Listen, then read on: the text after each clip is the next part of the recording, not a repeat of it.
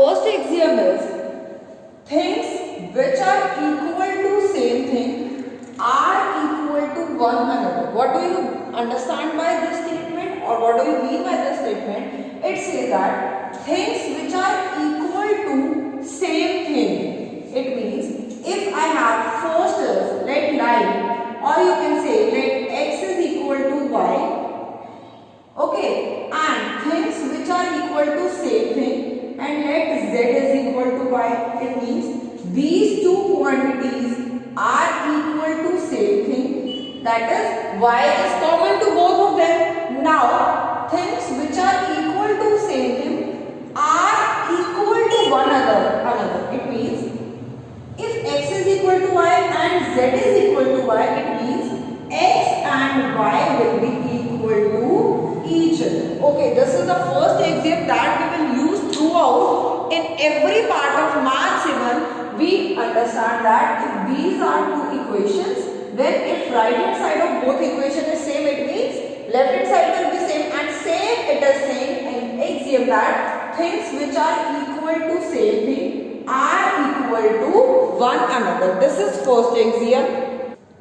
Second axiom is if equals are added, two equals, the wholes are equal. It means if we are adding equals, two equals, it means first of all two things must be equal before, right? Say 2 is equal to 2. These two are equal. Then I am adding equals to equals. It means they are already equal, and now I am adding equal part. It means if I am adding 5 to both sides, then 2 plus 5 is 7. 2 plus 5 is 7. It means the wholes are also equal. And same way you can say that if there are two numbers x and y and they are already equal. Now if I am going to add any equal number z to both sides, then still it will be equal. That is, if there are two numbers that are equal and if I am adding z to both sides or any number or anything to both sides, that quantity that I am adding must be same. Then the result will be equal. The wholes are equal. This is second axiom. Third is if equals are subtracted from equals, then the remainders are equal. First of all, see, 5 is equal to 5. Okay, these two are equals. Now, if I am subtracting equals from equal, let's subtract 2 from equals. It means 5 minus 2, and here it is 5 minus 2. 5 minus 2 is 3. 5 minus 2 is 3. It means remainder, that is left out part, is also equal. That it means if x is equal to y, both are equal already, and if I am subtracting any other quantity from equals, and that quantity that I am going to subtract is also equal, that is subtract z from equals is equal to y minus z, then this equation will also be true. That is, if I am going to subtract z from both sides, then it will be equal. This is third axiom of Euclid. Axiom this is axiom fourth, and axiom fourth is things which coincide with one another are equal to one another. Things which coincide with one another, it means let I am saying let point C and point D, any point, these two points are coinciding. Coinciding means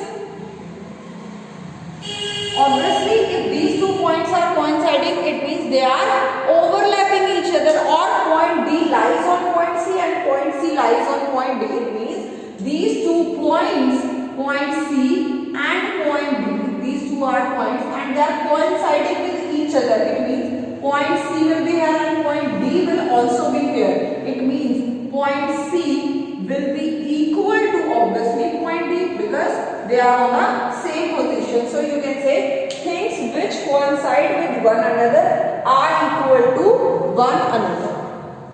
Axiom 5 is the whole is greater than part. This is too obvious statement. Then obviously the whole part will be greater than the part, means fraction part. You can say if I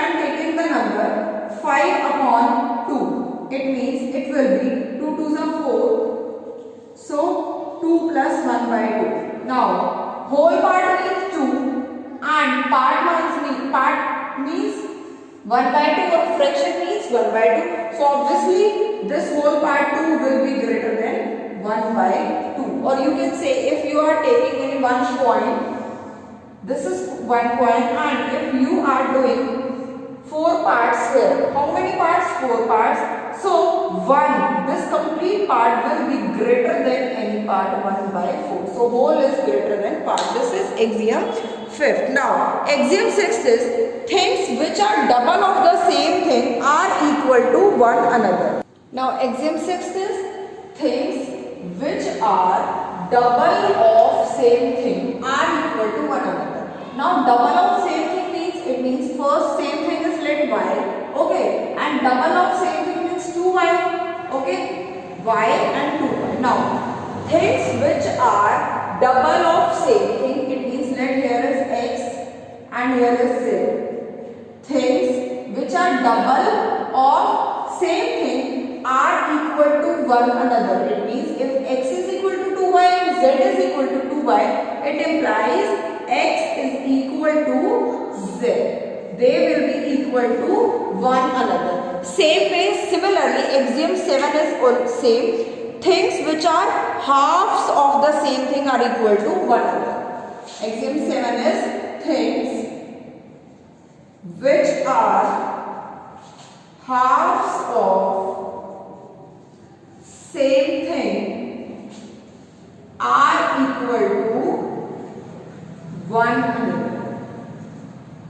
It means if same thing is let y, similarly, and half of same thing means 1 by 2 of y, 1 by 2 of y, and things which are same, which are half of same thing, it means here it is x and here it is z. Now if x is equal to 1 by 2y, z is equal to 1 by 2, then it implies x and z will be equal. So these were the 7 axioms that Euclid gave, and these 7 axioms are the true statement. We will consider them as a true statement, and these statements, 7 statements, will be applicable on every branch throughout the mathematics. Now